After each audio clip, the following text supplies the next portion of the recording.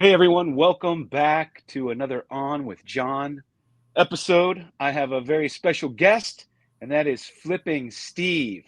Steve, you are officially on with John. How are you Hey man, today? I'm good, man. Thanks for having me on. Like I said, maybe we were discussing a little bit backstage. Like maybe this is a crossing of maybe like you feel like there could be a small separation, and you'll get into what you want to talk about. But I was going to wear this hat today, so that maybe will tell us apart. It's just a hat, and I'm like, man, if I wear the hat because we got the black shirt, we got the same haircut, and I'm like, they got to be able to tell us apart. But I'm very pale, so. Um, but yeah, thanks for having me on, man. I'm ready to have some fun and talk about anything in the hobbies, the cards, the shows, answer questions, whatever you want to talk about. Let's do it. I'm real excited to have you on. So there's this kind of divide in the hobby between collectors and sellers and modern collectors and vintage collectors, and it's all rather silly. And your channel name is Flipping Steve.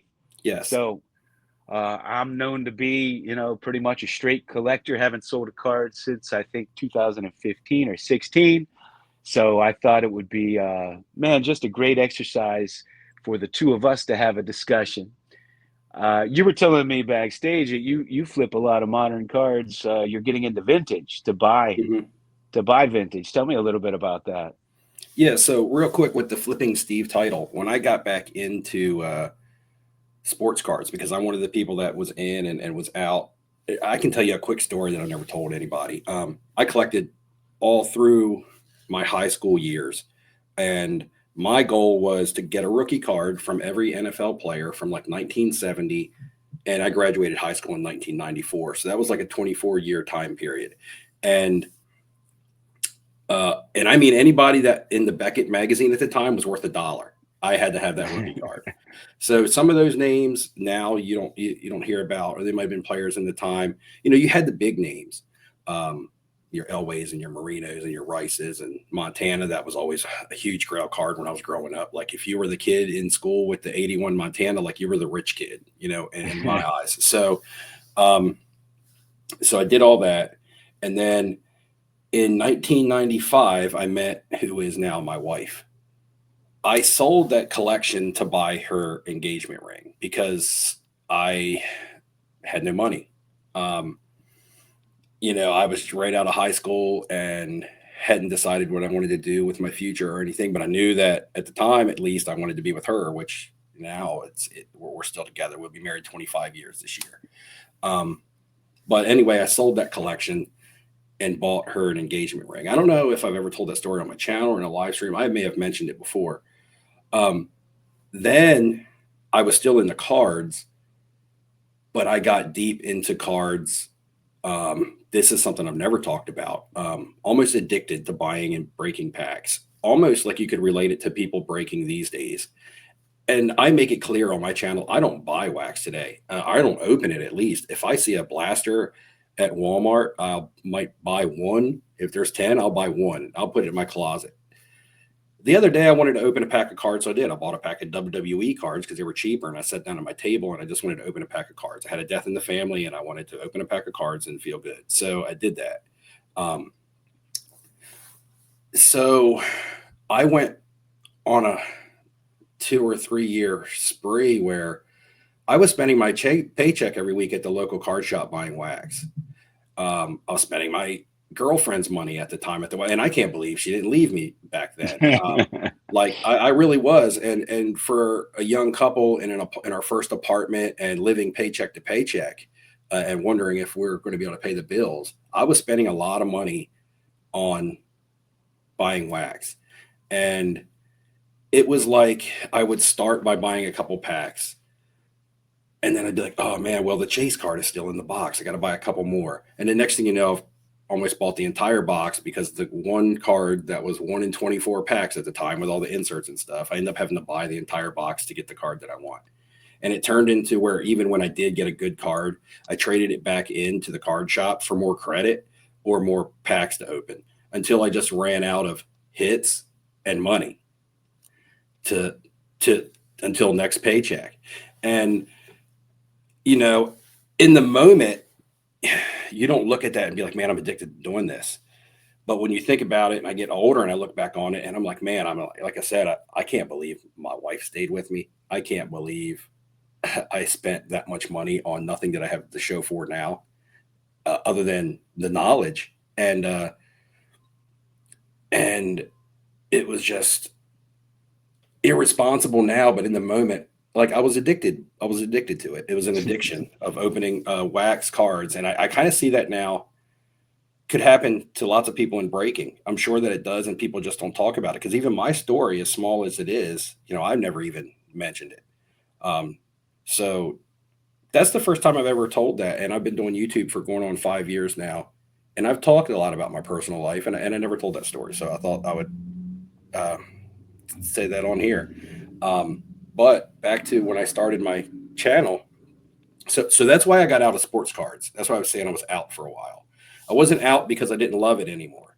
I was out because uh, it became a problem, and I didn't know how to manage it. So it was kind of like cold turkey, right? So just got to stop buying sports cars because I can't even make my rent. So, um, man, fast forward because I had my daughter and everything all through there, and I always had my love for sports. I kept There was some cards that I would not get rid of. My very first Dan Marino rookie card in 1984 Topps, my mom bought for me when I was a kid for $7 from a card shop. And growing up in the family that I grew up in, we didn't have money. I remember $7 was a lot of money when I was growing up. For my mom to scrape that together, I have showed that card in a video, and I still have that card. In fact, that card stays locked in my safe, more so than any cards that I have that are worth a lot of money. Like that card to me is worth more than these cards that have a lot of money, um, or that are worth a lot of money. It's actually in the safe right next to my Willie Mays 51 Bowman. And I'm like, okay, this is like one of my bigger cards, but this card right here still means more to me than this card, even though I love this Willie Mays card. So, so I always had those, and through moving, and I moved around a lot, and through different, you know, things happening in life. That's one card that I held on to that helped me relate to hard work, and helped me relate to collecting, and helped me relate to my love of collecting. That one card was like my tie to it.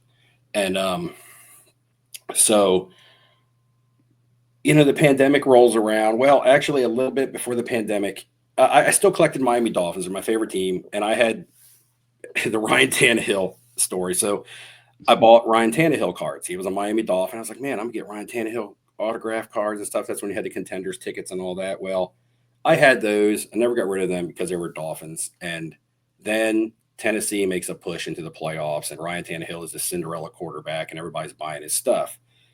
And I was like, oh man, this is a chance for me to sell these Ryan Tannehills. Now, mind you, I hadn't sold a sports card. That card came out in 2012. I hadn't sold a sports card since at least 2012 until that playoff run.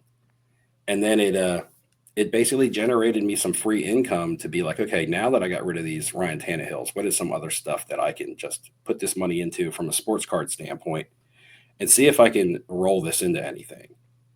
And luckily for me, I chose Patrick Mahomes, Donruss optics, hollows when they were nothing. And so I took all that money, and it was only like maybe $1,000, but I was able to get like 6 PSA 10 hollows of Mahomes, and some regular Topps flagships of LeBron James. And then I also took $1,000 and bought a LeBron James Topps pristine refractor rookie in a BGS 10 for $1,000. Now, at the height of the pandemic, that card hit 30K. So that was kind of like the luck of me getting into. Now, I sold that card before it hit 30K. I left a lot of money on the table. I took that card to a Philadelphia card show, and somebody offered me $3,500 for it. And I was like, I bought this card like a month ago for $1,000. This is a no-brainer. But I don't look back on that with regrets and be like, man, I left so much money on the table, because I took that money and, again, bought more cards of players that I thought I could move.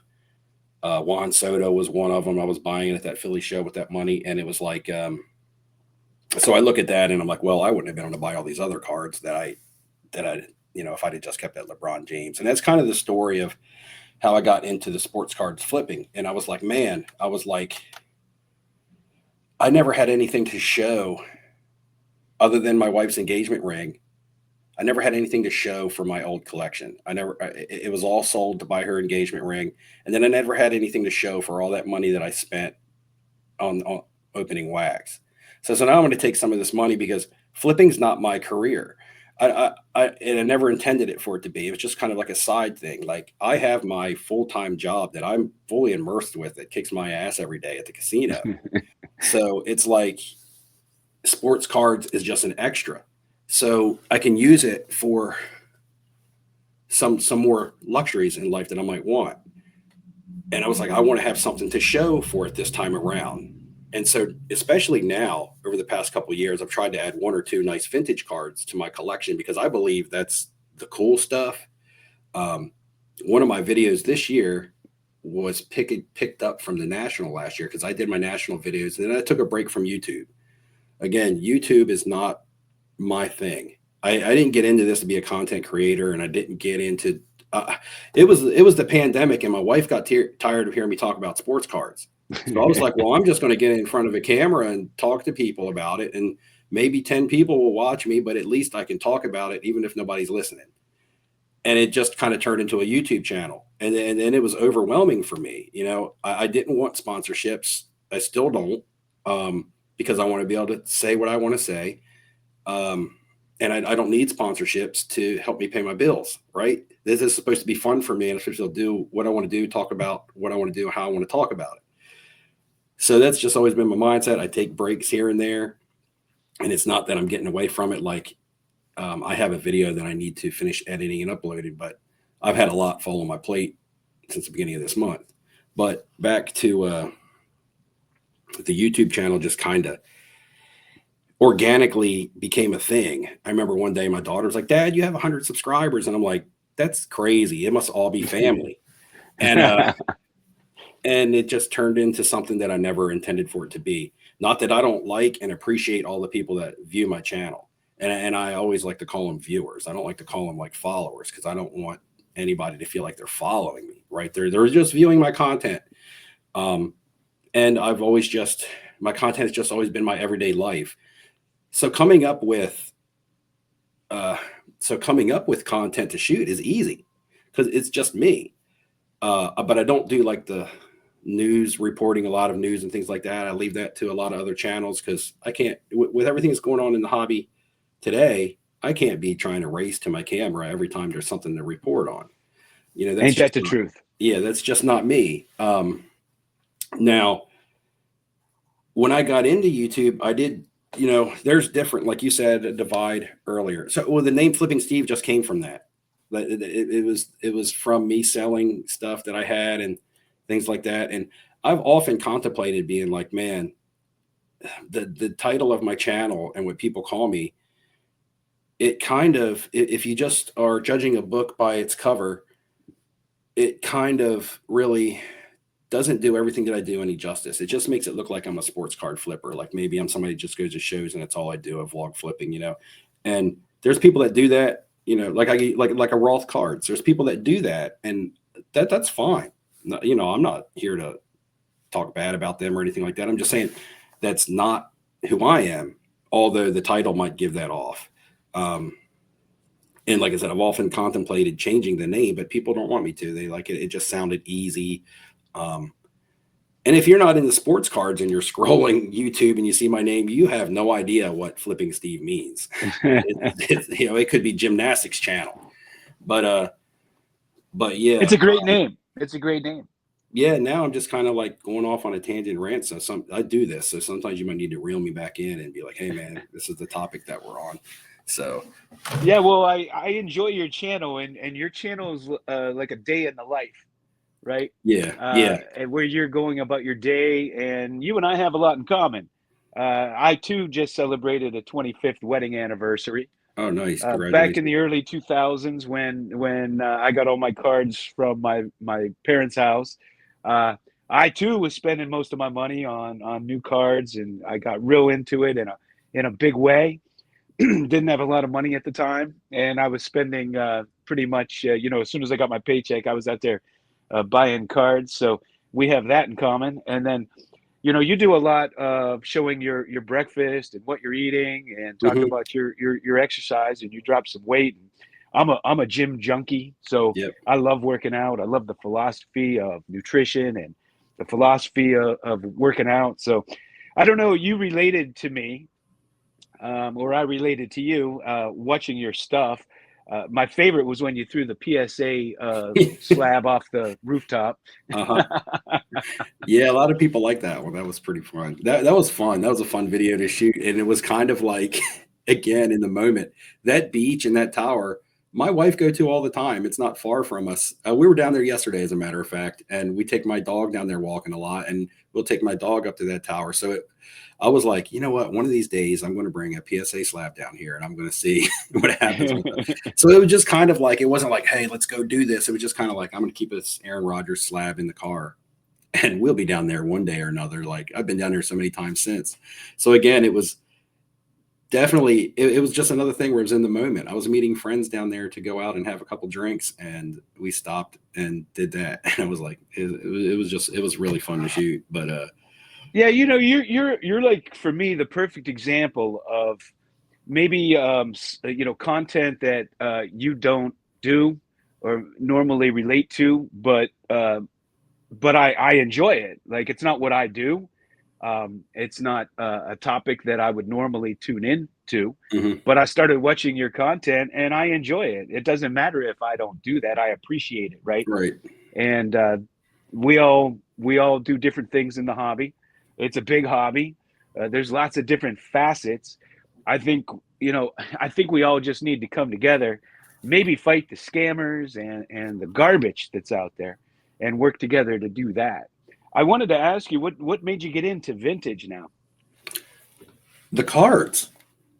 Um, like I said, I go back to collecting to where I was when I was growing up, getting a 1970s card was considered somewhat old, but it wasn't Yeah. considered really old. But like I was said, that's the football that I was collecting. Um, honestly, when I got the Willie Mays, like I said, I wanted to have something to show for my work that I was doing now. When That's I an got awesome card, by the way. right, thanks. That's a big card. I don't have one. That was my first one. And when I got back into cards, my wife was nervous. We had a talk, and she was like, you realize this was tough on us back when we were kids. We refer to Yeah. ourselves as kids, but we were kids. And I was like, yeah. I said, but I got a better mindset. I know what my mistakes were last time. I said, and what I'm trying to do is something for us. Honestly, this house that I bought a couple years ago wouldn't have happened without sports card flipping and the pandemic and everything that went crazy. Because was I able to go to the bank or just buy this house outright? No, but I was able to get myself from one home to another and have a down payment and closing costs and things like that, because I had done so good in sports cards. So she's done forgotten about all that, right? So um, but then I was like, you know what? I wanted to have something to show for myself. And initially I wanted a 52 tops Willie Mays. I talked about that card a lot on the channel. It's like, I got to find the one at the right price that appeals to me, because that's how vintage is going to be when you're operating in lower end vintage. It's got to be the card that you like, because they're all going to have something wrong with them. They wouldn't be graded low grade if they didn't have something wrong with them, from a condition standpoint. Because there's nothing wrong with those cards. That's not what I'm getting at. It just, from Yeah. a condition standpoint, they're not perfect. So there's going to be something wrong with them, and you're going to have to find the one that really um, appeals to you as an individual. So I'm at the Philly show because that's a good vintage show and it's close to me. And actually, Dustin came to visit me. He came to visit me at my house, and he went to that show with me. And I'm walking around and I'm looking at 52 tops mantles, and I'm like, man, there's a lot of these in the room. It's going to be tough for me to make a decision on one of these. And then I was at a table, I believe it was Clean Sweeps Auctions. You may have heard of them. They do a lot of Yep. vintage. Bought And a lot of cars from them over the years. yeah, they have a lot. And there was a 51 Bowman, and I'm like, wow, I like that 51 Bowman. I'm like, and that's the rookie. I mean, I know the tops is the coveted set. I'm like, but man, I like that rookie card. So I tried to negotiate a deal. and it just wasn't the same. It was my first vintage negotiation. It's a lot different. Okay, I'm dabbling in modern cards and then going into a vintage table and trying to negotiate a deal isn't the same thing. So, um, because vintage sellers are like, hey, that card's not going anywhere, right? As far as I'm not worried about that card like plummeting in price. So I'm not going to Right. give it to you for this percentage. So, um, but as I walked that room, I realized I wasn't finding many other 51 Bowmans. Now, I don't know print runs or anything like that, but I was finding a lot of 52 tops and not seeing many 51 Bowmans. So then again, I was like, I want the 51 Bowman. It just doesn't seem like it's as plentiful. I love that card. He's priced fair. I just need to stop trying to be a jackass and offering him too low and be more fair on my offer. And it was fun. It was the most fun negotiation I ever had because it wasn't easy. It was a new experience because it was a vintage dealer. And the card, I had to hunt for the card that I liked. It was over a year, and I kept saying I want a Willie Mays. I want a Willie Mays. And when I finally bought it, it wasn't even the amount of money. It was just the fact that I got it that felt like an accomplishment. It Yep. wasn't like, oh my God, I just landed a huge card that's worth money. It was more so the satisfaction of, man, I said I was going to find one that I liked. I did. It took me a year at least. And now I'm going home with it. So the feeling of just landing that card was worth more than, oh man, now I got a nice asset to hold on to for a while, Yeah, vintage is a lot more fun to shop for because with modern, it's like I got a 9, I got a 10, I can't tell the Hmm. difference. They look Right. identical to me. So Yeah. I'm buying the number basically.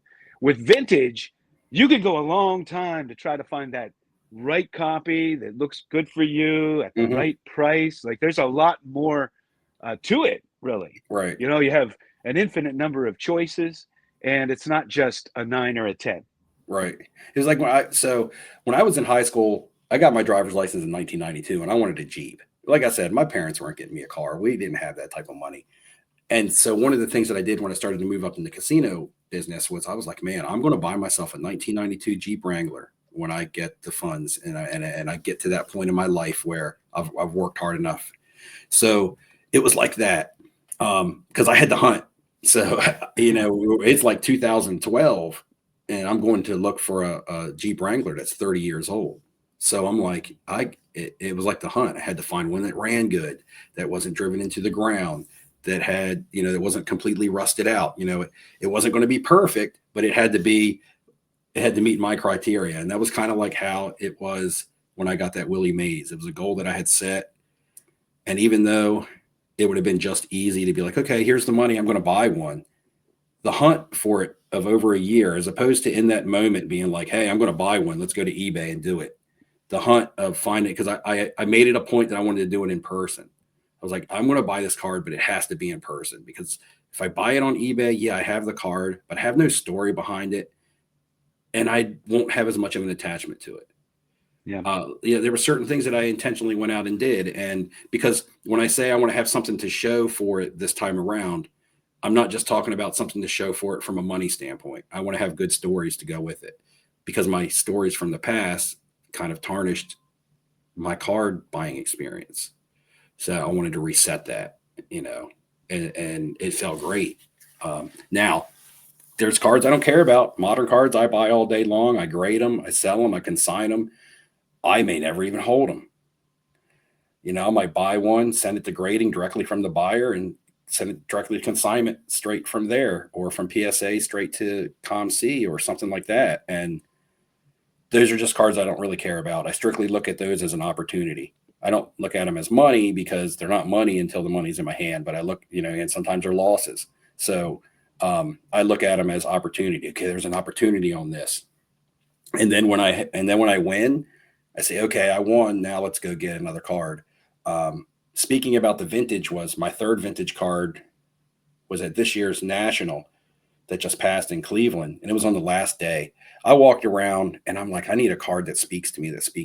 And I had players on my mind because I want a Babe Ruth Galaxy. Who doesn't, right? And I want it would just be awesome because I have friends over and they don't care about sports cards. But if I'm like, hey man, look at this Babe Ruth, they're going to care about that because it's not just a sports card, right? It's like history. It's like museum style. Like, holy crap, you got a Babe Ruth card. Like, I want to have that for me and to be able to show my friends. But I haven't got there yet. But I'm walking out and that guy's packing his stuff up and I look down. I just browse by and there's a Clemente PSA 2 sitting in there. And I'm like, ooh, I'm like, that's sitting right in my wheelhouse at price range. I'm like, but Clemente is not even a name that I've thought about. It's not that I don't think that he is super hobby relevant because he is, but my short list of names was like Hank Aaron. I kind of had a priority order. It was like a Babe Ruth, Hank Aaron. You know, for me, Clemente wasn't up that priority list. But man, I saw that in that case and something just said, hey, can I take a look at that? And I looked at it and I tried to walk away from it. I was like, man, I just don't know. This is kind of impulsive, like because I'm walking out of the show. This wasn't a card that I had planned on. And I said, thanks, man. Thanks for letting me look at that. And I got out and I got to the lobby and I said, I want it. I turned around. I had to run back to the table because, like I said, he was packing his stuff up. He had packed it up and put it away. I said, hey, man, can you get that Clemente back out for me? He was like, if I get it out, are you a buyer? Because, you know, it's a lot. I'm like, yeah, I'm a buyer. I'm not back for no reason. And I didn't even negotiate. What year was it? Well, okay, so I guess it's what the market says is the rookie card. I don't know if he has anything before that, but it's the 55, I believe. 55 tops, yeah. Yeah, the 55. So actually I have it right over here on the table. But yeah, at first I thought I was like, man, is this just impulsive? And then I realized that when I was looking at that card had a lot of character. Oh, I was yeah. like, man, this card has character. I was like, I don't own any 55 tops, but I'm like, man, look at his portrait here and the batting over here. But it was more so the portrait. Like looking at the face, I was like, man, this has a lot of character to it. This doesn't look like It's anything. a great card. You know, the other thing with vintage is, you know, like VCP or comps, they can go out the window Yeah. sometimes because with a Mhm. modern card, if you have two nines, I mean, they're going to look pretty much identical. Yeah. Where vintage, I mean, you can have 100 different looking twos, right? Mhm. So if it's perfectly centered and it's a nice image, you might pay a four price for that. Right. There was a recent auction on a Gaudi Babe Ruth, and a two went for around 10, 11,000 more than a five because it looked better at the same It would time. look better. Yeah. Yeah, and there's been this movement to buy the look of the card over the number Oh, because there's such a myriad of different right. ways a two or a three or a four can look. When I bought my Willie Mays, it was a 1.5, but I was like, I don't want to have any creases across his face. And I Yeah, was seeing them graded in twos and even threes, but you couldn't even make his face out. Honestly, like it looked like yeah, the card was folded multiple times, like somebody went like this with it, and it's just a white. yeah. It'll be, and I'm like, man, that's graded a 3, but my 1.5, I would rather look at all day long. It's just his face is clear. There's, it's fairly centered. If the defects aren't on the image, like it might have a small little like wrinkle crease here or there, but it's in the background off to the side or something. Like the image isn't the image of him there with the bat isn't damaged at all, and that's really what I was concentrating on. Yeah, you know, grading is they provide a technical grade and Yeah. they don't take into account too much the look of the Mhm. card. Thus why, you know, like Mike Baker sells you a sticker to tell you this is a really nice looking too, you know, Mhm. because you can't tell yourself probably. I'm Yeah. joking. But anyway, that gave rise to that because the grade doesn't tell you the whole story. The grade Right. doesn't tell you what the card looks like. I That's mean, yeah. there are 1.5s that look like they were run over by a truck, put in somebody's pocket, rolled in a ball, Mhm. and then there are 1.5s, and you're like, why is this a 1.5? I don't see anything, you know, major wrong with it. Right, and that's something that I really learned about the vintage, and that's something that I find really fun. Also, the thing about me is if I find a card that I want, and I plan on it being a card for myself, You know, I'm not looking for margins on this item that I'm buying. Yeah. I want this for me. I a lot of times I want, like, I bought that Clemente without negotiation. Um, I'll buy it. Sometimes I'll pay more if I don't, if it's something that I don't see a lot of, because I do collect a lot of different stuff.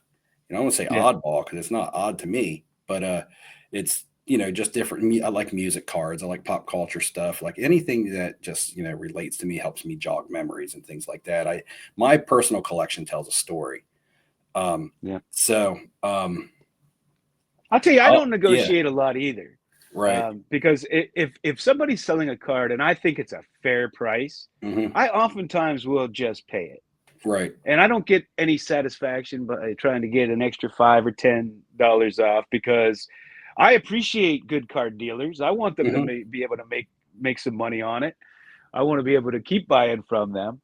And like you just said, if it's something I don't see often or it's hard to find, and it looks great and I've been looking forever, I'll pay up for it, yep, especially a good looking copy.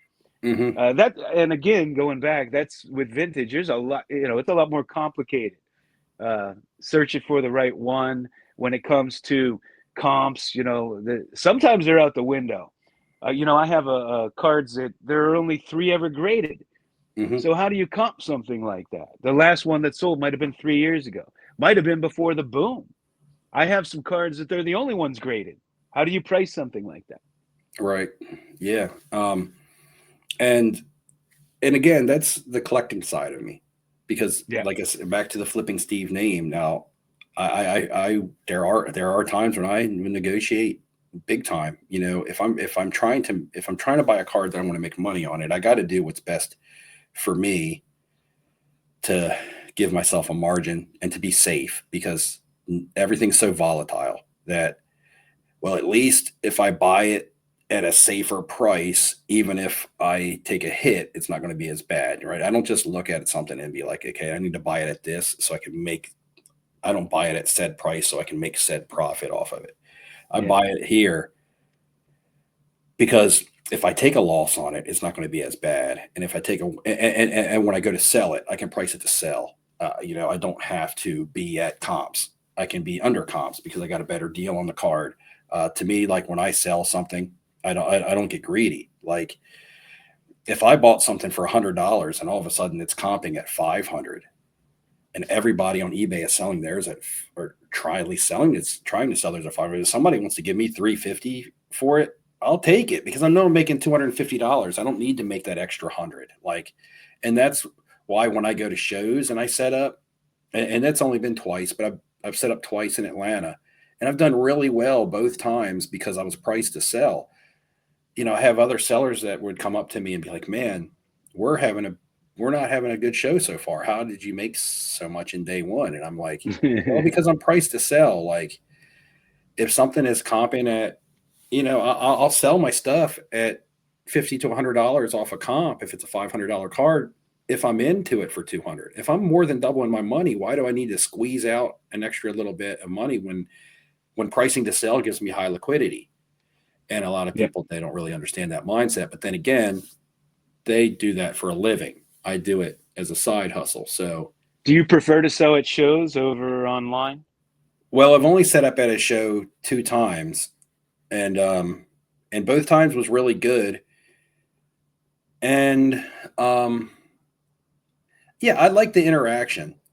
I like the interaction of selling, and people looking at my stuff and actually asking questions about it and things like that. Because my showcases are always somewhat, they always have a different part to them. I'll have some the stuff that's popular and selling and the names that people are looking for. But then I have like an entire showcase of stuff that is just different. You know, if you have something different in the room, at least it grabs attention. You know, so if you have pop culture or music stuff and you're one of the only table in there, um, that stuff relates to collectors. You know, when somebody comes up to me and buys, um, let's say for instance, I sold a Walking Dead autograph card of the actor that plays Rick Grimes, Andrew Lincoln. And the guy gave him my full asking price. And when he took it, I knew he was taking it because he wanted it for him. He didn't try to negotiate me down because he wants to try another buyer in the room that wants this Andrew Lincoln autograph. He's like, no, I watch Walking Dead every night with my wife. I need that card. Right. So it's a whole different mentality or approach, just like we both just said. If it's a card we really want, we're willing to pay up for it. So I don't like to use the term that I often do use of, look, if you're going to sell cards, target the collectors. I don't mean target the collectors as in target them and try to gouge them because they're going to pay you for it. But you got to have cards that are going to mean something to somebody. Yeah. You know, a lot of the cards nowadays, they don't mean anything to anybody other than I need to buy this for as low as I can buy it and sell it for as high as I can sell it, because the only meaning it has to me is my margin. I have both of those mentalities because I do both, but that's because one is to fund my collection. When I at that Atlanta Culture Collision show, the last one I went to, after there was a card that I saw there, and I was like, oh man, I got to sell enough to buy that card. And I did do that, and I ended up doing way better than I thought. But I went over there after I made enough money, and I bought the 49 Bowman Jackie Robinson. So I sold a bunch of modern stuff at Atlanta Culture Collision, and then I went over there and put a big lump of what I had sold into that card, and I was so happy. That's an awesome card.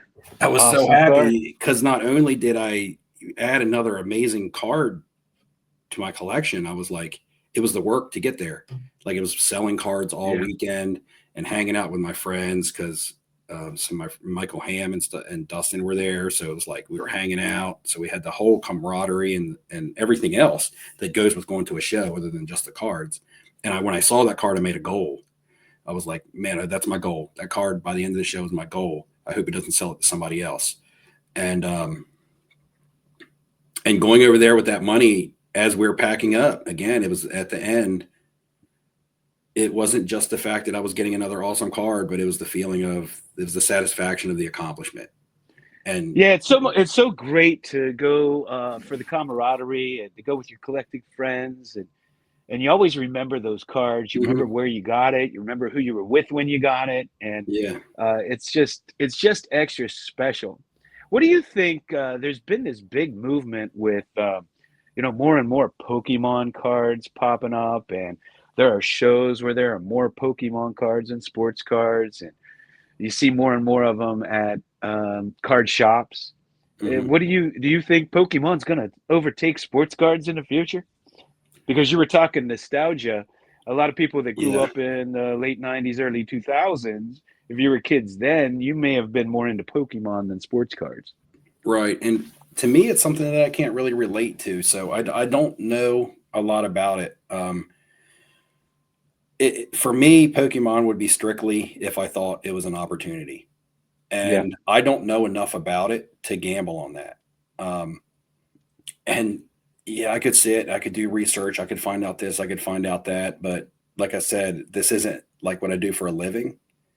So if I felt like I needed to make money, I got to sell sports cards or I got to sell whatever is hot to make money, then yeah, I would be sitting down, I would be doing my research on whatever opportunities were out there. But if it's something that I don't necessarily enjoy myself or have any experience in or any relationship to, I won't get any enjoyment out of even buying and selling it other than the money. Yeah, and one of the big rules of investing is invest in what you know, right? When you start to get into stuff you don't know, don't understand, that could be dangerous.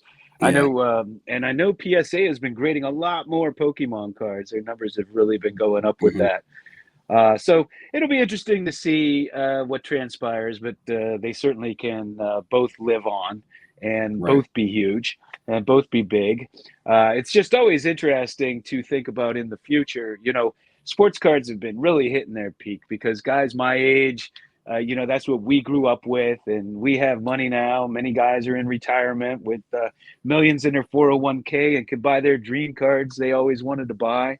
So will that continue is the kind of the ongoing debate.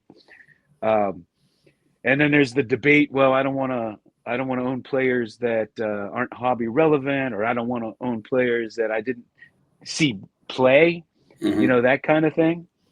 So I don't know. It'll be interesting to see how it all pans out. I did want to ask you, now that you've gotten into vintage, do you watch any vintage channels on YouTube? Are there? Yeah, I don't want to leave anybody out, but like I said, I watch Chris from Missouri. He always starts with, "Hi, I'm Chris, and I'm here to talk another video about vintage cards." And then sometimes he might talk about something different, but he still has his catch line. And I Yep. watch Midlife. Um, Greg, yeah. yeah, I watch Midlife because that live stream that he did a couple of months ago, I was just hanging around my house and I was like, "Oh, there's a live stream on. Let's watch it." And that's what we're talking about, the hobby relevance. I know that's Yeah. something you like to, but that live stream is just That really was good. a fun one. That Yeah, was a that fun one one. was I was fun. I was making all kind of comments in there, just busting chops. Yeah, and Because rather, I'm like, Joe DiMaggio is not hobby relevant. Walter Johnson's not hobby relevant. It's kind of funny. There's a guy that comments on our videos, and he's like, Yogi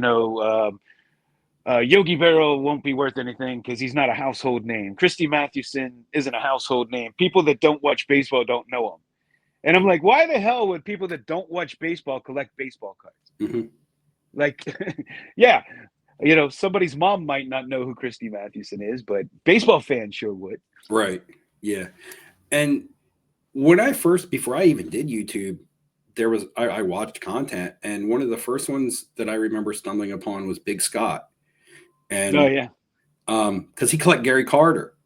And yep, I was like, I collect Gary Carter when I was a kid, and I'm the only person in my neighborhood that even thought of Gary Carter. Like he's ended up being in the Hall of Fame, but I played catcher in Little League, and I like Gary Carter. I was like, man, I love Gary Carter, and it's like it was just crazy to see somebody else that collected Gary Carter because I yeah. never There's had known somebody that about. collects everybody out Yeah, there, I man. know. I was like, man, he collects Gary Carter, and I made it a point at this year's national to see him, to walk up and tell him that. I was like, man, I was like, you collect Gary Carter, man. Like, I like those interactions. Like when I see something that I pick up personally from somebody on a YouTube video, and then I can approach them at a show and say, hey, man, the Gary Carter stuff. It's not always Yeah, about buying and selling and things like that. It's about like that's what relate. I was able to relate to him through that. I think that's what with the content. Somebody, like you said, somebody finds something that they relate to that person yeah, about, and you know, yeah. Big Scott goes regardless of what live it every is. Sunday Yeah. night. I tune in. And I'm sure there's others. My my watch time has been down as far as my spare time that I've been able to watch lately, and that's a straight reflection of my content going out as well. I just haven't had a lot of spare time. I did have my fantasy football league this year because I do the national trip giveaway on my channel every year, where I give away a trip to the national, and this will be the 5th year. Oh, I didn't And know you did that. oh yeah, this will be the 5th year. This could be the last year, and hopefully not. But it just depends on if I'm always in and out on whether or not I'm going to be able to keep the content going. Like I said, when I got into this, it was just about talking to people about my cards. Yeah, It was never I want to be a content creator and I want sponsors and I'm going to use this as an income thing because I could have been there and I've turned all that stuff down. And um, it's just kind of like if I want to pack up and go at any time I can. Uh, yeah. the only thing that, Freedom.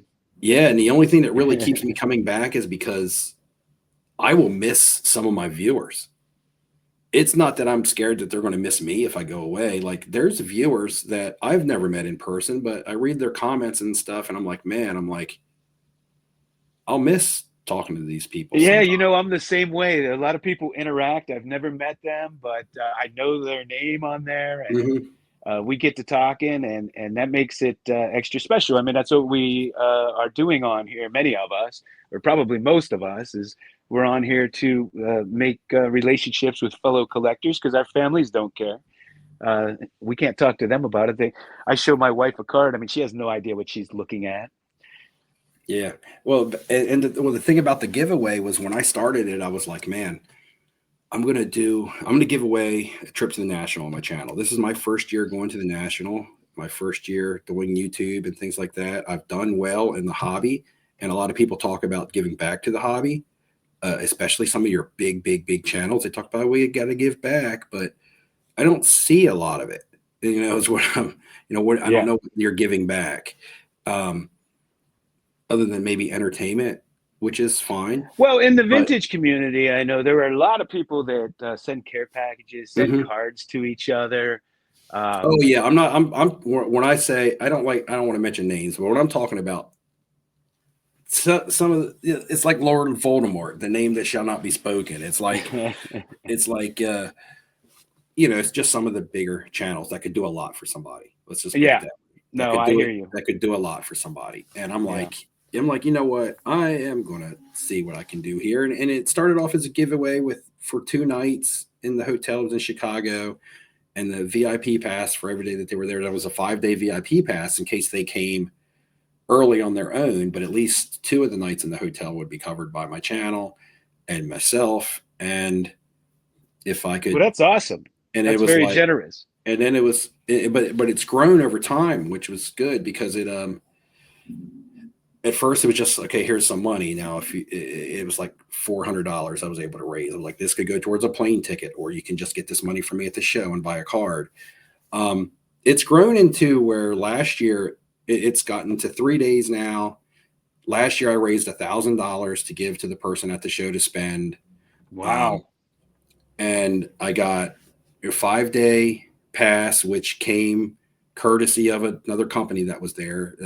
They really didn't even want me to like mention it. They were like, "Look, here's a pass. We wanted to give to your giveaway because we know that you usually bring it out of your pocket."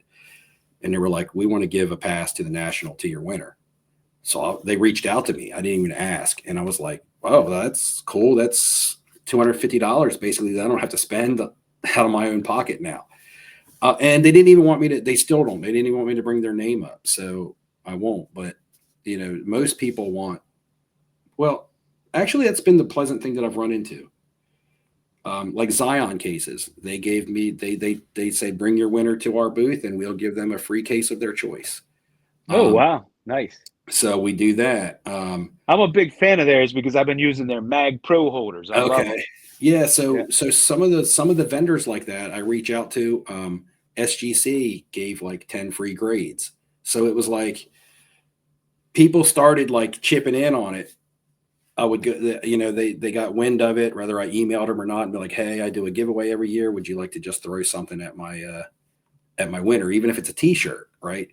So they Yeah. were like, "Oh, bring them by the booth. We'll see what we can do." So it's really got grown into like a really nice giveaway to where you get 3 nights and you get $1,000 to spend, and you get a Zion case, and you get some SGC grades, and um,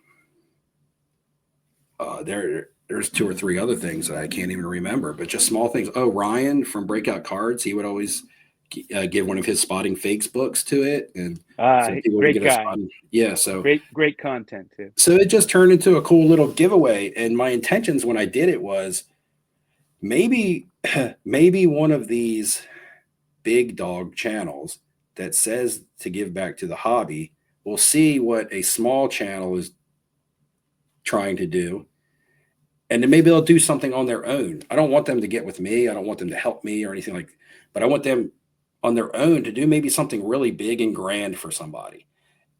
And that was the goal, and that goal has been a fail if that's the goal. But what I do still is going on, and to me, so that's a win. Somebody does get a trip to the national, and this will be the 5th year. I remember all my winners, and if they want to hang out with me, they can do that. But if they think I'm a geek and they don't want to hang out with me, then they don't have to do either. They get their own hotel room and everything. It's not tied to me at all. Um, so Yeah, that's amazing, man. So let me ask you this: Are you? Is there a next vintage card you're going after? well, I would really like a Gaudy Babe Ruth. It doesn't matter which one. Uh, I just got yeah, one. I would like a Hank Aaron rookie, which those are obtainable. They're easy, fairly easy to find. But again, it has to be the one for me, because to Right. just go to a case and buy the first one that I see, it would be easy to do that, but there would be no story behind that. For some reason, a card that I've always wanted is the 31 play ball Ted Williams. I don't 41. know. Yeah. That's Is such a it or fantastic card. 39? Is it 39? I can't Oh, remember. the 39 rookie 39. card. Yeah, the rookie Gaudy? card. The 39. I Yes. said Or play 31. ball. Yeah. 39 Sorry. play ball. Yeah. I'm sorry. I said 31. I I got should my year yeah. wrong. But Yeah, I I don't don't have know that card what it is either. about that The one, but card's always been pricey, and yeah. I never got one. Now I regret it. Of course, after the boom, I regret lots of things because Right. the prices have gone up so much. hmm I'm But when paying yeah, 50 times what I had to pay before the boom. the Babe Ruth and the Hank Aaron would be cool. And I've also I like to set small collecting goals for myself to be fun. So I've kind of been like, I'm thinking maybe I should try to get a nice rookie card of everybody in the 600 home run club. And then once I Mm. do that, I'll go from there. And then I say to myself, do I include the people who played during the steroid era? I guess you have to, but how hard do I want to go after a high end A Rod or an expensive Bonds? Um, you know, I could just get one to have for the collection. But players like Pujols and I have the Mays, so that's there. But I need a Babe Ruth, a Pujols. I guess it's the newest member. Um, it's not a big group, so it's not the Hank Right. Aaron. So the Hank Aaron. So if I was able to get the Hank Aaron and the Babe Ruth, that's right there. That's two cards on my radar that I just want. That I just want because I want. They would also apply to that collection. It'd be like So killing for the two birds most with part, one you're stone. targeting rookie cards. For vintage for now. And I know the runs is one thing that a lot of people like to do. And that's something that I would have to visit at a later date. But right now, I just because I want to have, yeah, I mean, because I guess as a kid, that was always like, man, wait, the rookie card, the rookie card, the rookie card. Yeah. And that's kind of like, that's what's embedded in me. Not that a lot of the other cards aren't really great because um, there's a set that I really like because I think the cards look great. I think it's so Stan Musial's rookie card was a 48 Bowman. There's a year after that or 2 years after that, it's a Bowman color. The set's called Bowman Color. And for some reason, I really like this set that's called Bowman Color because I had a black and white 48 Bowman Stan Musial. And then I saw this. I don't know what year it is, John. You'd have to help me, but it's a Bowman Color. Yeah, you're He's like talking in the. about. I'm assuming you're talking about the 1953 Bowman color. It could be, but he's They standing in also the had dugout. black It and just looks whites like that year that are okay. the black and whites are way more scarce, but they don't have the same checklist. hmm There's only a few big players in it. So the 53 Bowman color, it has no names on it or anything. It's just Yeah, a picture, and they're absolutely amazing looking cards. They're yeah, beautiful. I saw that because I look up Stan Musial cards because my grandfather liked Stan Musial. That's one of the main reasons that was one of the rookies I wanted to knock out. And and this year, I mean, another vintage card I got this year at the National um, was a 33 Gaudy Jimmy Fox. I had Oh, messaged. great card. I think we had a thread going one time when I was asking you about Jimmy Fox cards, Yes. and that was a card that I picked up at this year's National because my grandfather, who ended up raising me in my high school years, he's a big instrumental part of my life. Like he's very influential on me. Like work ethic, responsibility, family. So he never was into sports cards because to him, being somebody that has all those things that I just talked about, he thought they were a waste of money. Um, so he was a retired drill instructor, from the U.S. Army. So he's like, Oh, that's wow. a waste of money. So it's like, um, but he talked about his favorite players. And this year, my last day at the National this year, when I was leaving, I sat down to film in the Airbnb. I got emotional talking about him and things like that. And I realized um, that national trip I was collecting as if me and him were collecting together because I was buying cards of players that he used to talk about. Well, that's awesome. And in my early days, when I was a little kid, and I would see the older vintage cards at my flea market or wherever I happen to come across them. Those are the players I targeted. The ones my hmm dad always told me were so Yeah. fantastic. Yeah. Yeah, my grandfather used to talk about Stan Musial and Jimmy Fox all the time, and Oh, my honestly, dad talked about yeah, Stan Musial all the time. Willie Mays, hmm um, Clemente, and he always felt like Willie Mays was the best all around player, but also Stan Musial, one of the greatest. yeah, yeah, and the cards were awesome. I really I like all of Stan Musial's stuff for some reason. His Um, stats are insane. He was just such a good oh hitter. yeah, and I feel like all of his cards look good. Like Yeah, whether you go with the Leaf or the Bowman for the 48, I yeah. like the Bowman just because it's a good shot of his face. But then like the Bowman color card, I just feel like he was either very photogenic or he had this aura or charisma about him that you could get just by looking at a photo. Yeah. That I feel like makes almost any card I've ever seen of him look great. I saw him in an interview, and they were asking him. I think it was Bob Costas. I think, and he was asking him how he became such a great hitter. He hit for power, he hit for average, and um, he was saying that when he was a little kid, they were poor. They didn't even have baseballs and stuff, and they used to hit bottle caps. And he's Oh like, man, if you can hit a bottle cap, hitting a baseball is easy because those yeah, bottle caps, they're curving and turning. And he used to spend hours hitting bottle caps. That's what they played with. that's awesome. My favorite hitter growing up in the 80s and early 90s was Tony Gwynn. I was a huge Tony Gwynn Oh fan. yeah, When I what a collected great hitter. Yeah, when I collected baseball cards to that era, I was always a Cal Ripken fan because Baltimore was my team, and then Tony Gwynn was my other guy that wasn't on Did my you ever team. see a Smokey the Bear card? I have not. It's a cheap, it's a cheaper card, but it's a really cool card. They Hmm. put out these Smokey the Bear cards. They have the whole set, but it's a pretty cool Tony Gwynn to get. You don't see it every day. Nice. Yeah. Little harder to find, but I'll give you something to chase there. Yeah, there's probably so much lots of stuff that I just don't even like know about. It doesn't even have to be like vintage. Like in the 80s, I mean, I don't think the 80s are vintage, but I guess if a kid is walking around these days looking at 80s stuff, they would probably be like, "Man, that's vintage." I don't know what's the Yeah, definition of so the vintage thing anymore. is there's vintage is a term used for a specific era, just Hmm. like pre-war is, Right. right? So if you're just using the definition of vintage, yeah, vintage is 10 years ago. Oh, Like okay. with Yeah. cars is like maybe it should be a sliding scale like it is with cars. 10 what is it? 10 years is a classic, 20 years is an antique Yeah. with cars. But for baseball cards, that was really, originally it was up to 1978. So, and then you had the pre-war that was pre-World War II. But times change, things change. Hey, we can have pre-Desert Storm. We could have the Hmm. pre-Persian Gulf War. That could be pre-war. I mean, Right. things change, but vintage was for a specific time period. But like I said, Hmm. by definition, yeah, 1990s is vintage now, if you want to say Yeah. that. I saw a guy that was doing his rarest vintage cards, and he was highlighting the rarest vintage cards, and they were almost all 1990s cards, and they were rare because of the grade on them, not because the Right. card was rare. Right. And to some of us old vintage collectors, that can be a little triggering. I have to Hmm. be honest.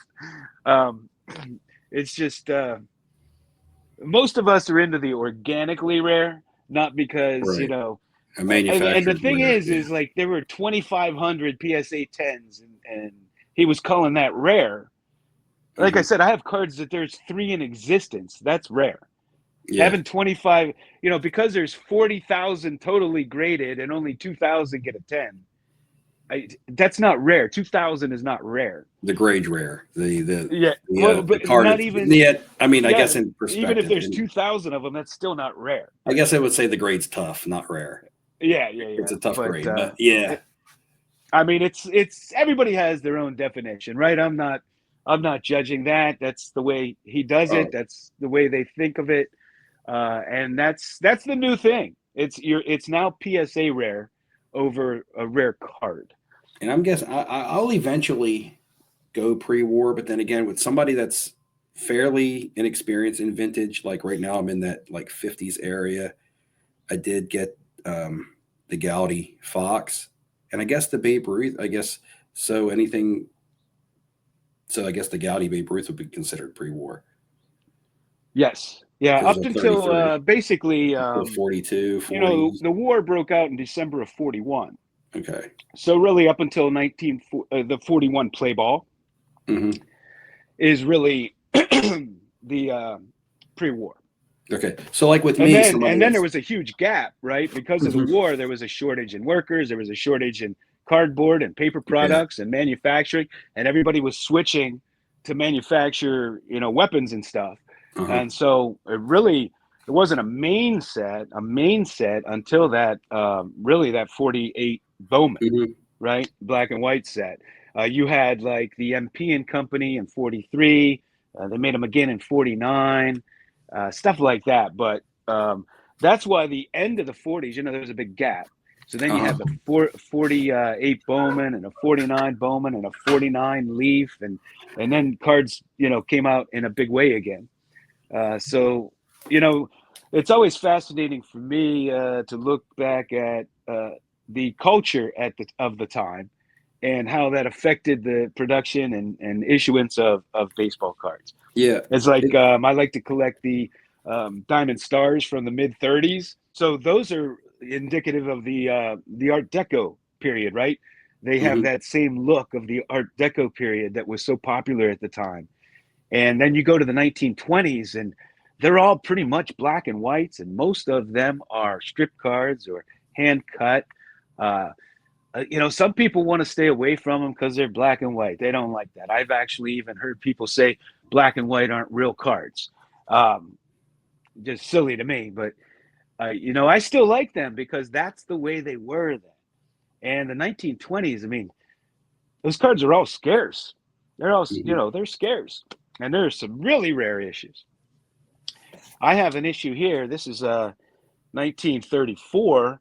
I just got Al Demery. Al Demery was an old pitcher, retired at the time, and these are little stand-ups. And they took a picture of a player, and Art Demery also did art, and he also did the Shutter and Johnson artwork. But they used his art for the body, and then they superimposed um, a picture of the player. This is a Pi Trainer, only three ever graded by Mhm. PSA. So these things are, you know, super rare in that time. That's pretty cool looking. Like I like different things like that too. You know, Yeah, you and get I me on mean, a you have rabbit the hole. premiums. Here's a Joe DiMaggio premium from 39. Oh, is that You the know, one that you is that the one that you couldn't leave the room without the other day? What were you doing? yes. You had to Yeah, keep that that's one. There was a small stack you had to keep, but yeah, you had to keep it all. But I watched that. I was laughing. That was pretty funny. That was pretty good. yeah, there's just so many phenomenal, fantastic card issues, you know, over the years. You got the Dan D cards, the Wieners cards. Man, I just love it all. I like When that, you that delve into Mickey the Mantle world of card. vintage, I mean, it's never ending. It's never ending. That's a. I need to get. I do see. I would like a Mickey Mantle card also, but the 52 tops is not even anywhere fathomable for me right now. It would have to be. So I would have to look at his run and actually find the card that or the image that I really liked. Now a I would 51. suggest No, that, you yeah. know, if you can't afford the rookie, which many people can't, the 51 rookie or the 52, um, and I'm not calling that a rookie. I never will. But um, then you should go for one that really speaks to you, one you really like the look of. You know, when I was building my collection, I the rookie cards were usually the last card I got. Hmm. I had them all the other ones. Like if you want to get Bob Gibson's rookie card, you can get all his other tops cards combined for the same price as just his rookie. So people that don't have a lot of money, I always suggest, you know, you don't have to start off with the rookie cards. You could get a bunch of other great cards, and the rookie card's not always the best looking one. Yeah, that I did that for my first Jackie Robinson. I did end up getting the 49 Bowman, which now I don't know. I don't know vintage enough, but people are debating that the Leaf and the Bowman are now like dual years. I don't know. I've heard. Well, the Leaf is, and my belief and is that they're from 1949.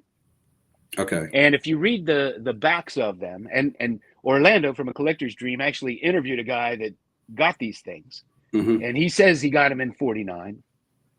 And if you read the backs of them, they give the full story of the 1948 season.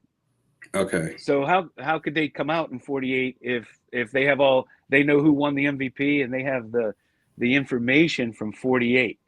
The other thought is maybe they were issued 48, 49 as a duel, but that's very unusual. Like maybe they came out after the season Hmm. and into the next year. That's certainly possible, but I don't think it's accurate. And then the other thing is the football cards were in '48, so that may have caused some confusion. But I 100% believe the Leaf are '49. Okay. So my first Jackie that I got was a 54 tops. Again at a Philly show. I this was probably before I decided that I wanted a Willie Mays. And I always say that Willie Mays is the first vintage card that I got, but I guess that really wouldn't be true because I was just randomly walking tables at a Philly show with no intent to buy vintage and saw Jackie Robinson 54 and was like, man, I like that card. It's always been It's a happy. great card. And I was like, man, I've walked this entire room and I've looked at Luca's and Brady's and all these quarterbacks and all this stuff that everybody's buying and selling. And it took me to get all the way over here to this vintage table to actually find something that appealed to me that I am like, man, I'd like to have that. Like when I was seeing Yeah. all that other stuff, I was like, man, I could buy that and sell that. When I got to that Jackie card, I was like, ooh, I'd like to just have that. And I bought that. And that was that. It was just kind of my vintage card. It was like I got all this stuff and I got a vintage card. And then I was like, man, now I like these vintage cards. Now I'm really It going to try feels to get good, doesn't it? yeah.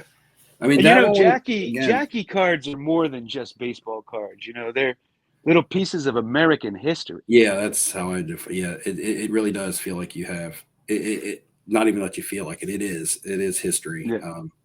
It'll never go away. It'll never go away. It'll be something that'll be talked about when I'm long and gone off this planet. They'll still talk about Jackie Robinson Right. forever. So yeah, that's the other thing that makes getting some of those types of cards feel really special.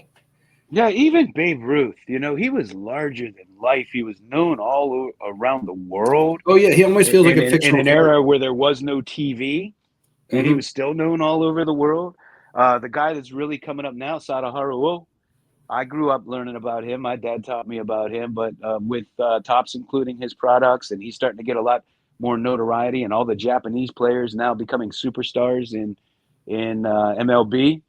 That's another one. His card prices have really gone up. He Hmm. has more home runs than any player in the world, and that's just a name you're just always gonna. I think you're always gonna know. Right. With Babe Ruth, to me, he almost seems like a fictional character. Like Yeah, he feels like a tall tale. Like when you think of Paul Bunyan, yeah, I, that's a tall tale, but like that's how Babe Ruth feels. He almost just feels like he's a story. He almost feels like he's a made up character. But then you realize, no, this guy actually was a real person that did this stuff, not just his baseball stuff, but the life and everything else that goes with it. A lot of times the intangible, they make up the full sum of the person, with their yeah, baseball career and things. yeah. Some of these guys are legends, right? And with legends, we didn't get to see their bad games. You Hmm. know, as good as Luca is, I've watched him throw air balls. I've watched him, not do so well in the playoffs. And these other guys, they were the same way, but we didn't watch it. We didn't Right. watch it. We didn't watch some of these guys lose Super Bowls. Like we just watched Mahomes get killed. We watched Mahomes get killed against Tampa Bay. And so with the vintage guys, you remember the ones they won, Hmm. uh, but you didn't see their bad games. They're like, Yeah. elevated.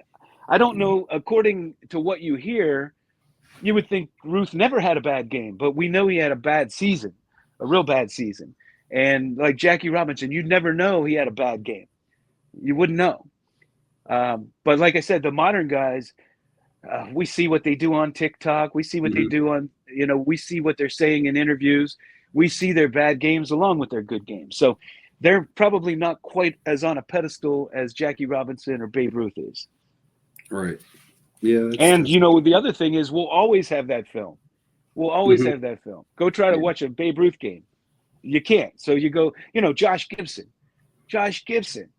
Oh, he's a legend.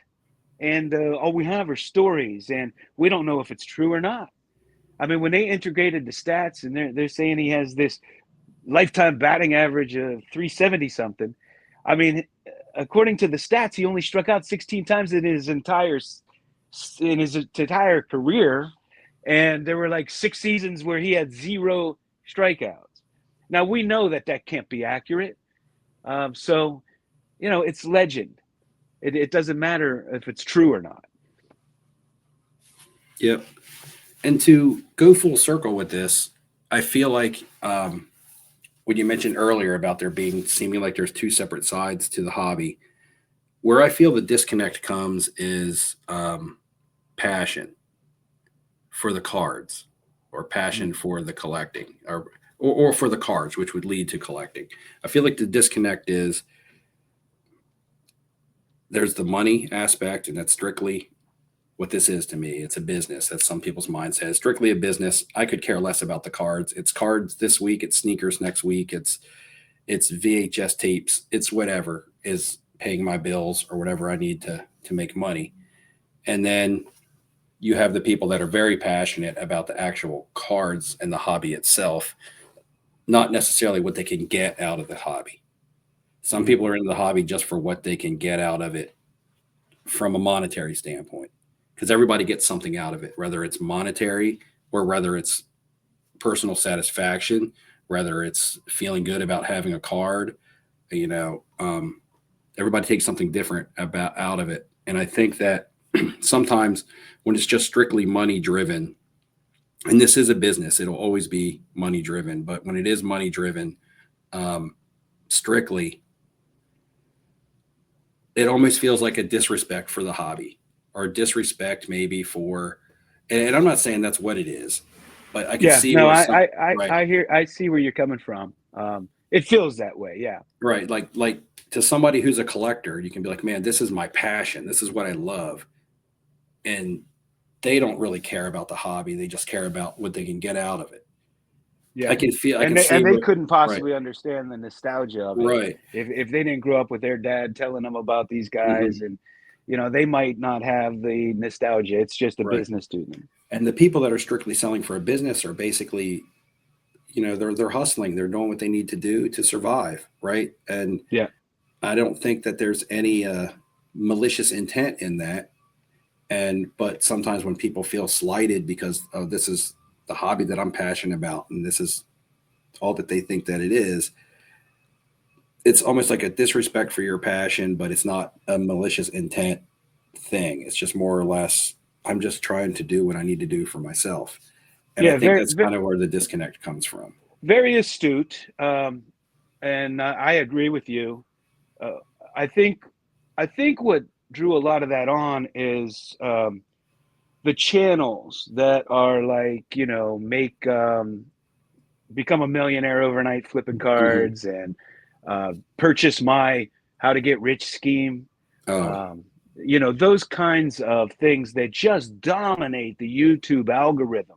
hmm, When I search sports cards, um, Chris from Missouri doesn't come up. You don't come up. It's those right.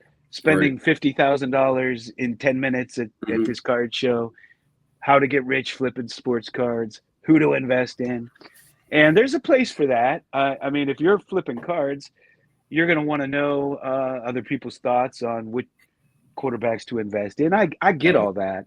It's just it took over the entire algorithm of YouTube, right. and the collectors felt like they were left in the dust. Like many of Hmm. them, like we don't even exist. We're not even on here. Nobody's when Right. somebody new comes into the hobby. What are they seeing? They're seeing all this other shit, this crap. you know, Yeah, and I that's the can way tell you we some, that's the way we feel about it. and I'm I not can saying it's honestly, crap. Maybe it's not crap, but from that's the way we experience, feel about it. and from experience, from knowing a lot of these people, and having relationships with some of these people, whether it's just talking or personal, some of these channels, and I'll bring a couple up, but Um, honestly, what you see on social media, the big $50,000 purchase and stuff like that, most of that stuff, that stuff is for views. People who put out videos that say, "Hey, get rich quick," because who doesn't want to get rich quick, right? They know that they can put that in a title, and someone who's younger, that doesn't want, I don't want to say doesn't want to work hard, but would rather hit the easy button than work hard, is going to be like, okay, get rich quick schemes have been around forever. And how many Yeah, people that's in this exactly world are right. It actually didn't rich, start with right? cards. Right. So it's You like, got stock trading, mhm. you name it. But when you see it, you gravitate to it because you're like, oh man, easy money, I'm on board. So, that's going to dominate viewership and clicks. But the thing is, most of your big time sports card flippers that are buying and selling and moving a lots and lots of inventory and doing really well for themselves, they don't do social media. Yeah. You see some do social media, so you think that, okay, these must be the only people, or you think that, okay, if you're a big time sports flipper, you're on social media, but you're not. I know so many people that I do deals with myself that will buy entire 50 card orders off me when I get them back from PSA. Um, and they're, and a lot, and I don't like to use the term, everybody's younger than me. I was going to say they're younger, but I mean, early 20s, and they're aspiring and they're working hard and they're making money. Most of the people that are doing that really, and they're really grinding and really hustling, they don't have time for social media. Yeah. They don't have time to sit down and film everything that they're doing. When you see like a Roth out there, he doesn't move a lot of inventory. He just dabbles in big cards.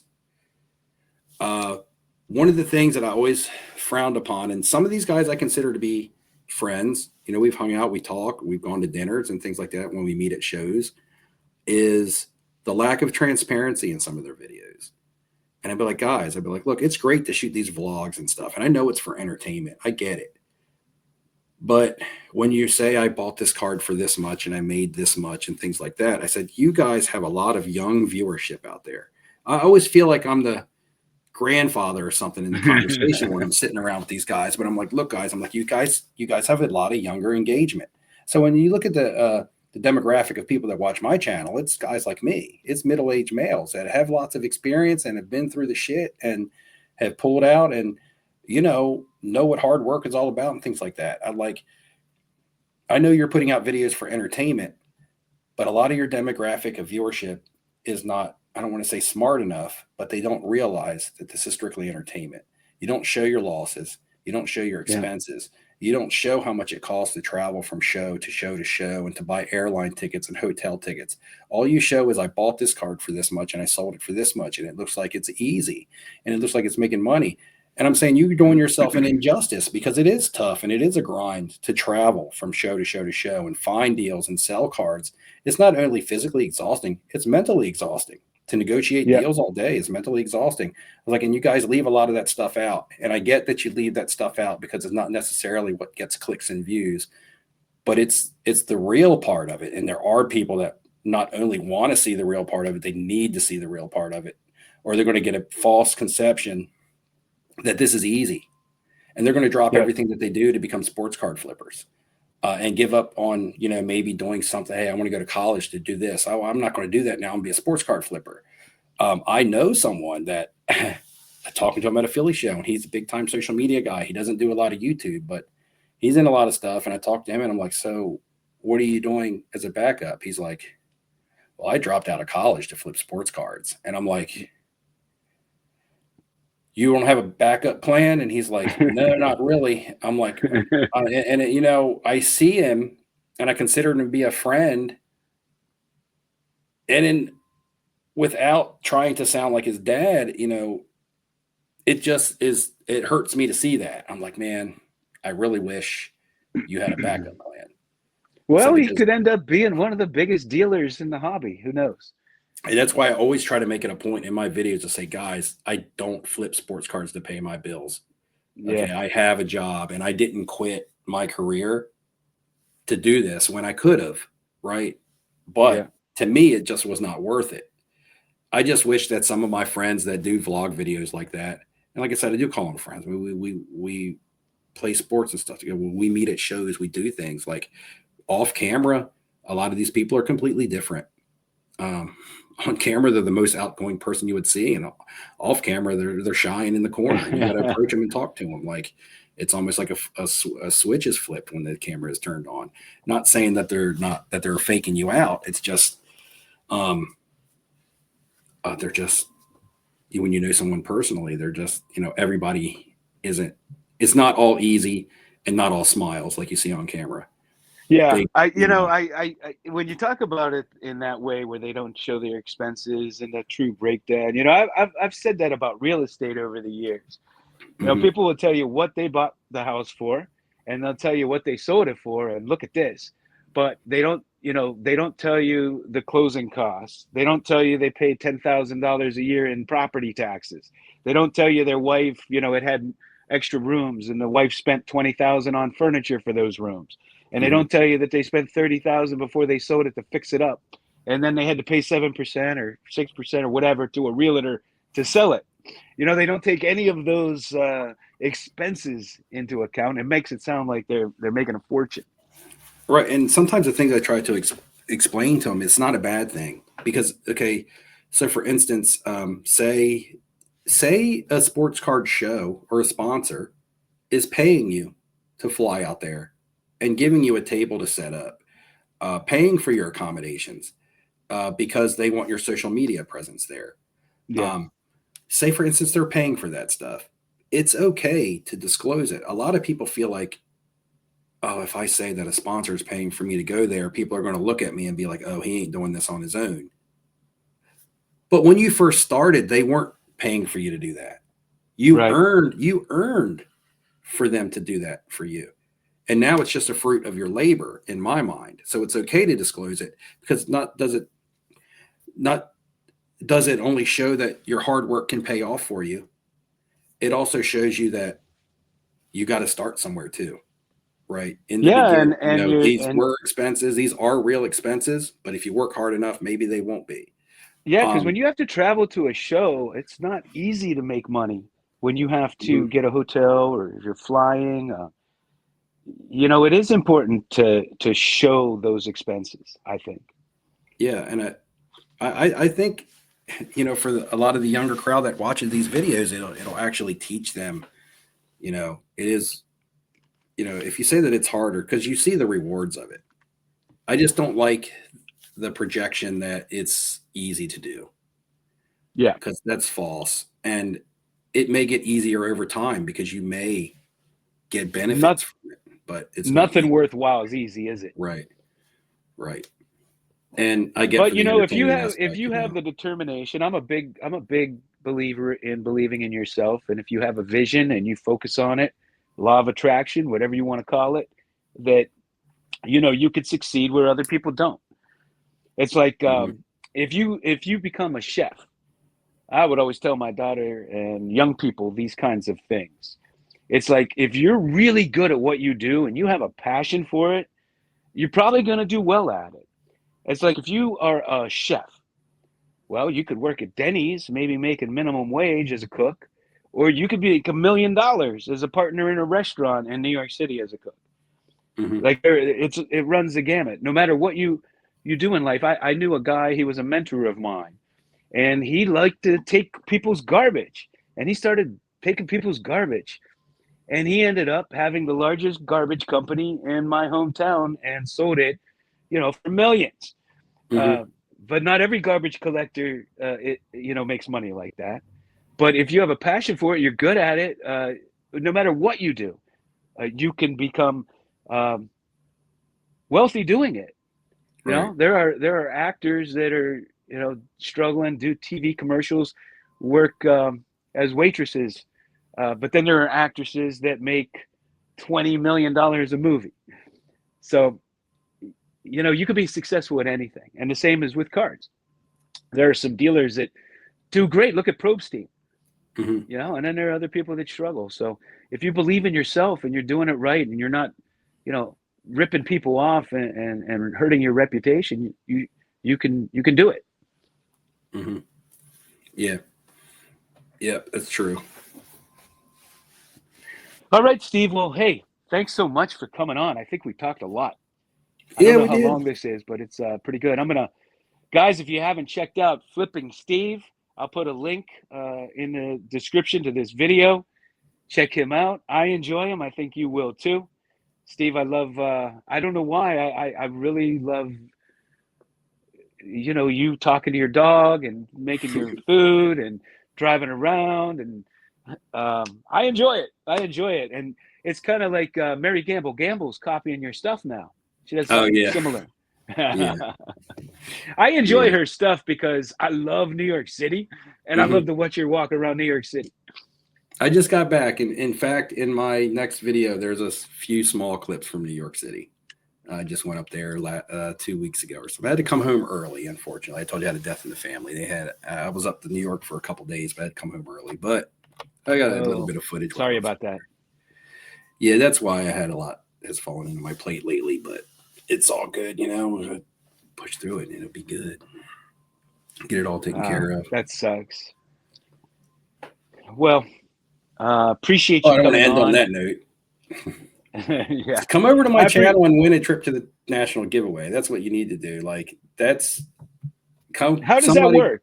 So I just basically you just interact in the comments, and every now and then I'll draw a random comment from a video, and that person will be entered, and 12 people will be entered, and then the final 12 will have a trivia contest a month before the national, so that the winner has plenty of time to plan. And that'll be on a live stream where we'll ask trivia questions either about the content or about cards, and whoever gets the highest trivia score will win the national giveaway. I don't randomize it and just make it a luck of the draw type thing. I do that for like the 12 entry for some of the 12 entries. Some of them are randomized. Some of them I'll say, hey, do this specific thing on a video, or I'll ask a question to get somebody entered. But when it gets down to the final 12, it's basically a competition. And if you're the person that can answer the most questions and has the most knowledge, then you earn the right to get the giveaway, as opposed to me just pulling somebody's name out of a hat. Well, there you go, guys. Head over. Maybe you win a trip to the national. You'll be able to get me I got to present Filmington this year with his fantasy football ring. Okay. Filmington won. So I didn't mention this, but as the contest grew, now for the last 2 years, I've ran a fantasy football league where all of the proceeds from the fantasy football league pays for the accommodations for the person to go to the national. So I used to pay for it out of my pocket. And then I was like, well, hey, if I can get 12 people for, $100 a person, that really, 12 people giving $100 is a lot more, or is a lot better than one person giving 1,200. And that's kind of how Right. and so everybody gets into the fantasy football league, and it's fun to play. And the winner gets a big ring that says Content Creators League Champion. And then all that money gets bought to book the hotel room, or used to book the hotel room for the giveaway, which I've already actually done. And Filmington won that this year. Come on. Sorry, So, I'm that's all right. babysitting my daughter's dog. He has to go out. And I try to get people from all over the content creations, so you have like rivalries in there. Like there'll be somebody representing the vloggers, and like Jeff Wilson is in there, and then Filmington's in there, and then you have somebody representing the breakers in there. So it's kind of like it's always kind of like you got everybody from like all different aspects of the hobby competing in the fantasy football league. It's not just like one group. You have to get in it next year if I have a team. I don't know if you do fantasy football or not, but I stopped. It used to ruin my Sundays. I'd get so yeah, it into does. it, and I'm like, you know what? It ruins more Sundays than it makes me feel good. So I like to surround myself with positiveness, and when things make me feel bad, I tend to shy away from them. So it does. I did that with fantasy baseball. I sat out, and then I was like, I enjoyed it more, so I stopped playing fantasy baseball. All right, Steve, I got to take this dog out before he eats my card room. Thanks again for coming on. Guys, thanks for check having out me. Flippin' Steve. Thanks, Steve. All right, man. See ya. See ya.